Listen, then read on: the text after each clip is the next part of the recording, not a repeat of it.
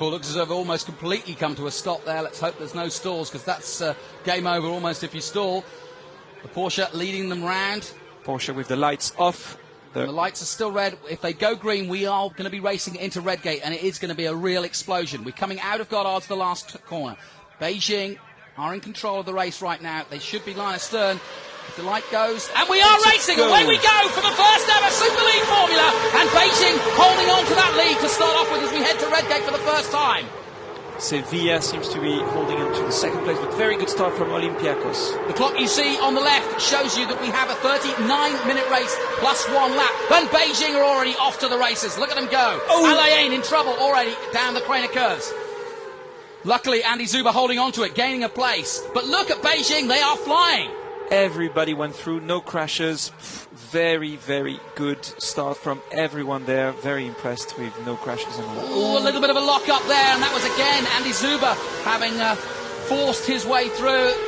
And he was subject. Tottenham are right up there. They're up to 4th place now. Brilliant stuff by the Englishman Duncan Tappy. Had a quick word with him this morning. He was really up for this afternoon. And there is Tappy. Well, Tottenham Hotspur taking on Chelsea this afternoon. Maybe they'll have a big day after all. Somebody's out. It looks like AC Milan. Is that AC Milan? Yes, it is. Robert Dornbos, one of the favourites, is out of the first ever Super League Formula. Dornbos, the Formula 1 star, who came in here and everybody expected him to be the big favourite. And AC Milan, without doubt, one of the biggest clubs in the world, are already out. And now we've got more drama.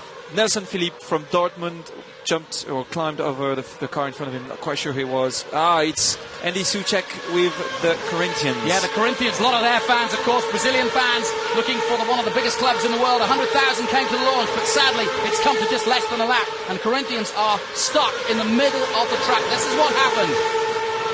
Yeah, I think Nelson is going to be able to go back to the pits and maybe get put another front wing. Yep, I think it's going to be possible. So first lap, 2 cars out. Well, here we go. And Beijing have got it's a 1.5 second lead already. And I'll tell you what, Davide Rigan will be really hoping that they don't put a safety car out there if there is a car in the way of the track, because he's got such a superb lead now over Sevilla. Roma in 3rd place now. Tottenham still in 4th. That was a brilliant start from Duncan Tappy. Olympiacos right there as well. Galatasaray, Anderlecht and Alain of Andy Zuber, who you saw in the World Wars there, is in 9th position. But it's all about Guan FC at the moment, and the young Italian doing the business who took the pole position. Here's what happened to Robert. What does it look like to you? Engine.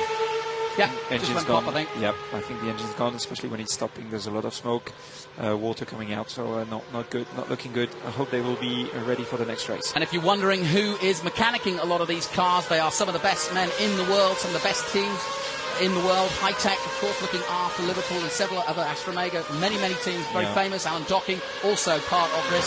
Zach Speed as well. Zach Speed, of course, ex-Formula 1. And so some very good experts out there, and you need to have experts with a V12 like this. Robert Dornbos still not happy. He needs his car to be moved away, and the safety car is out. Why, yes. 36 minutes to go, and the safety car comes out, and that is massively bad news for Beijing Guan. They had a 2-second lead, and that will all come to naught now. And effectively, well, Bruce, perhaps you can explain. If you were in that lead now, effectively, you've lost it all. Dortmund coming in to get that nose cone as we expected. Yep. When you're leading, you already pulled 2 seconds on the second car. Well, it's a shame that he's going without it.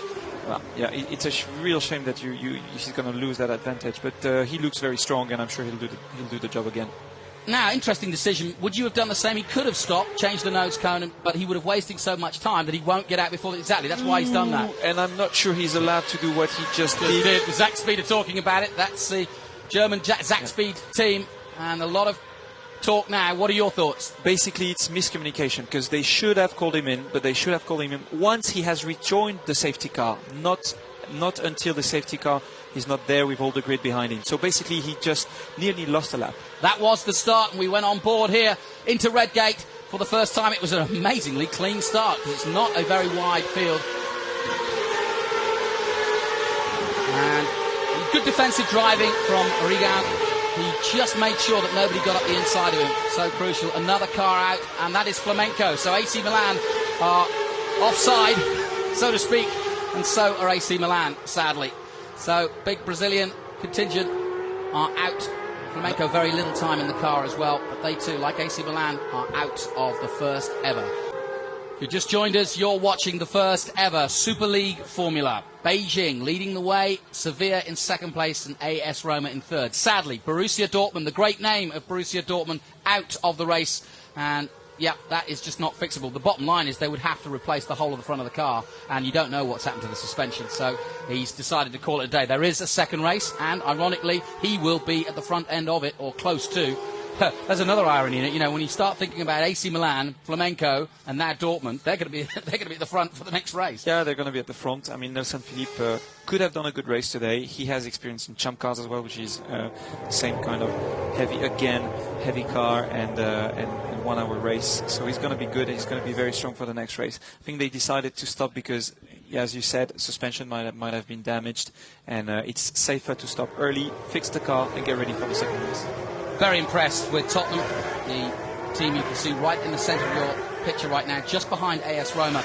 And Duncan Tappy was a Formula Renault champion last year, and this is probably the biggest car he's ever driven, but he's proving himself well. Yeah, it is definitely the biggest car, and but he got used to the power very quickly. During the season, he raced in World Series as well, 3.5-litre engine, quite a big car, but definitely 750 brake horse today is another word.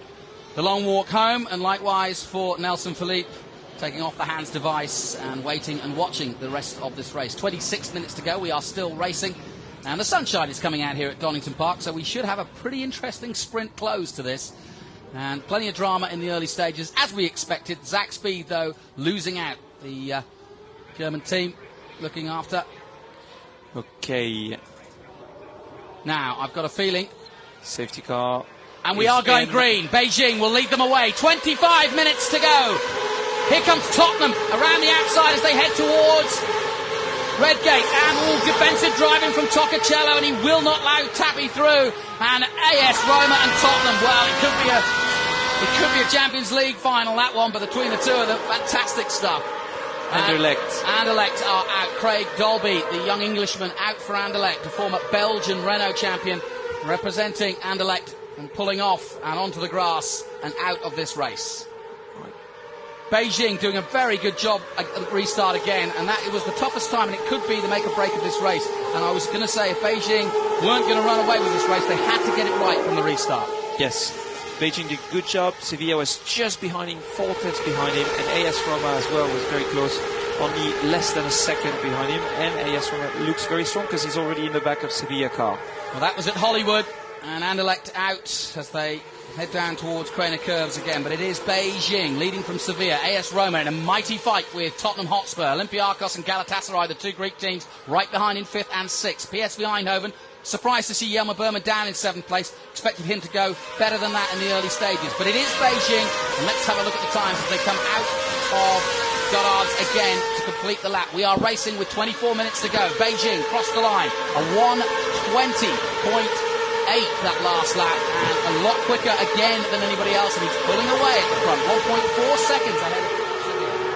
Yep, and a good first lap from AS Roma, good first lap from Tottenham. Just not hitting quite as a good start as on the previous one, but he's making up again, and you can see he's pulling the gap again on AS Roma, but good start from Roma and Spurs. So the gap, you can see, 1.4 seconds between Sevilla and Beijing, and that was the final, remember, of qualifying. So it's first and second in position, Sevilla, then Roma, Tottenham against them, and 0.7 from the lead, Tottenham. Liverpool moving up, I see, and into 9th position, and that's good news. Liverpool and Adrian Baez, the Spaniard, doing the business, up to 9th place from the back. Impressive. Yeah, that's a good start from him, and they looked very strong in testing. He's going to be strong in the races as well. We're seeing him just behind Galatasaray, PSV Eindhoven. There is Alain, and he's there in the back of Alain and Adrian Zuber. So it's a very good restart of a race for him. Well, if you're wondering what bird flies into the bird nest in Beijing, it's the one you're watching on your screen. The Beijing Guoan FC team will be resident there once the Olympics is all done and dusted, because of course the Paralympics on at the moment. And Beijing putting themselves massively on the map in the last month, and they're doing it in motor racing too. Now we've got a battle on. Tottenham under real pressure now. Excellent racing between Tottenham and Olympiacos. This is Casper Anderson up against the young Duncan Tappy as they head down Crater Curves together side by side almost. Tottenham really in trouble now under pressure. Where will he go if he wants